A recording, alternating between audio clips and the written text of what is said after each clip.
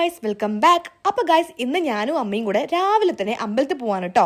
രാവിലെ തന്നെ ഭയങ്കര തണുപ്പാണ്, അതുകൊണ്ട് കുളിക്കാനൊക്കെ ചെറിയൊരു പാടുപെട്ടു. പിന്നെ അമ്പലത്തിൽ പോണത് കൊണ്ട് ഞാൻ രാവിലെ എണീച്ച് കുളിച്ചു. നല്ല ക്ലൈമറ്റ് ആയിരുന്നു, നല്ല തണുപ്പ്, നല്ല രസമുണ്ടായിരുന്നു കേട്ടോ. അങ്ങനെ നമ്മൾ അമ്പലത്തെത്തി. ഒരുപാട് ദൂരമൊന്നുമില്ല, വീട്ടിൽ നിന്ന് ഏകദേശം ഒരു 1.5 കിലോമീറ്റർ ഉള്ളൂ.